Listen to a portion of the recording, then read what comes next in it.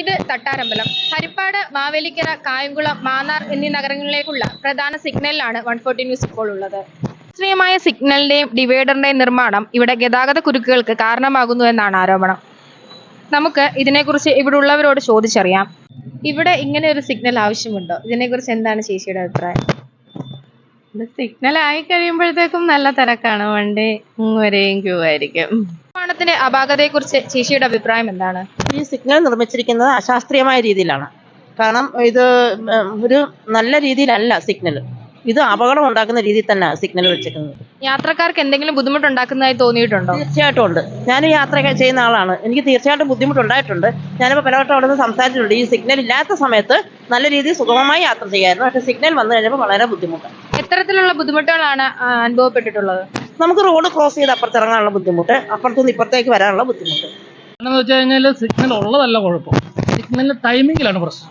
അപ്പോൾ ആ ഒരു ടൈമിങ്ങിൽ ഒരു 3 മിനിറ്റ് അല്ല 3 സെക്കൻഡ് ഗ്യാപ്പ് കൊടുക്കുകയാണെന്നുണ്ടെങ്കിൽ ഈ ട്രാഫിക് പ്രശ്നം സിഗ്നൽ ഉള്ളപ്പോൾ വരത്തില്ല. സിഗ്നൽ ഇല്ലാതെ ഈസി ആയിട്ട് മൂവ് ചെയ്യുന്നുണ്ട് വണ്ടികൾ. സിഗ്നലിൻ്റെ ആവശ്യം ശരിക്കും വരുന്നതുമില്ല. അങ്ങനെ ഒരു പ്രശ്നമുണ്ട്. അതാണ് നമ്മുടെ ഒരു അഭിപ്രായം.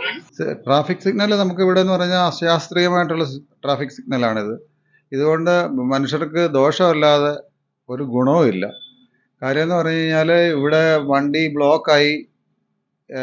ശരിക്കും പറഞ്ഞു കഴിഞ്ഞാൽ ഈ സിഗ്നൽ കൊണ്ട് ഈ റൗണ്ട് അബൌട്ട് തന്നെ ധാരാളം മതി.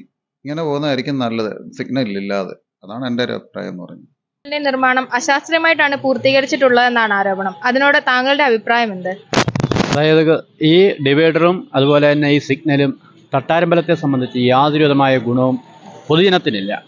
ഇവിടെ ഏറ്റവും ബുദ്ധിമുട്ടുളവാക്കുന്ന ഒരു രീതിയാണ് ഈ സിഗ്നൽ കൊണ്ട് പൊതുജനത്തിനും ഇവിടുത്തെ കച്ചവടക്കാർക്കും നേരിടുന്നത്. കാരണം ഇത് റൗണ്ട് ബോട്ടുള്ള ഒരു സംവിധാനമാണ്. ഇത് സ്ട്രെയിറ്റ് ആയിട്ട് വരുന്നൊരു ഇതല്ല.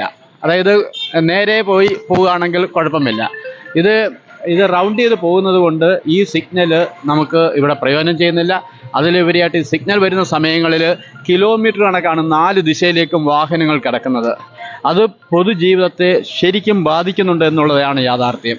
ഇത് സിഗ്നൽ ഇല്ലാത്ത സമയം നിങ്ങൾ തന്നെ ഇപ്പം നോക്ക്, ഒരു മാർഗതടസ്സവുമില്ലാതെ വാഹനങ്ങൾ യഥേഷ്ടം സഞ്ചരിക്കുന്നു, ഒരു ബുദ്ധിമുട്ടുമില്ല.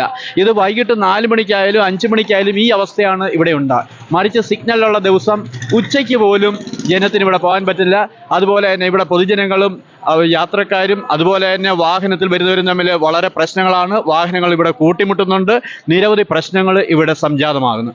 ഹോസ്പിറ്റലുകളിൽ പോകുന്ന അവർക്ക് വളരെ ബുദ്ധിമുട്ടാണ്. ആംബുലൻസിന് പോലും കടന്നു പോകാൻ പറ്റാതെ അരമണിക്കൂർ വരെ ഇവിടെ കിടക്കേണ്ട ഒരു സാഹചര്യമാണുള്ളത്. അത് ഒഴിവാക്കണമെങ്കിൽ ഈ സിഗ്നൽ ഇവിടെ ഇല്ലാതാവണം. അതാണ് പറയുവാനുള്ളത്. ഇവിടെ ട്രാഫിക് വന്നു കഴിഞ്ഞാൽ ഭയങ്കര ബുദ്ധിമുട്ടാ. വണ്ടികളെല്ലാം ബ്ലോക്ക്. അങ്ങ് കണ്ടീര് അമ്പലത്തിൻ്റെ അവിടം വരെ ഭയങ്കര ബ്ലോക്കാ. അതുപോലെ തന്നെ കടയിൽ പോലും വരാൻ ഭയങ്കര അസൗകര്യമാണ്. ഹോസ്പിറ്റലിൽ നിന്ന് വരുന്നവർക്കൊക്കെ ഭയങ്കര ബുദ്ധിമുട്ടാ. അതില്ലായിരിക്കും തന്നെ നല്ലത്. ഈ ഒരു സിഗ്നൽ കാൽനട യാത്രക്കാർക്കും മറ്റു വാഹന യാത്രക്കാർക്കും ധാരാളം ബുദ്ധിമുട്ടുകൾ ഉണ്ടാക്കുന്നുണ്ട് എന്ന് നമ്മൾ മനസ്സിലാക്കി. എന്തിനു വേണ്ടിയായിരുന്നു ഇവിടെ ഇങ്ങനെ ഒരു സിഗ്നൽ? 140 ന്യൂസിന് വേണ്ടി ക്യാമറാമാൻ കിരൺ കൃഷ്ണയ്ക്കൊപ്പം കൃഷ്ണപ്രിയ.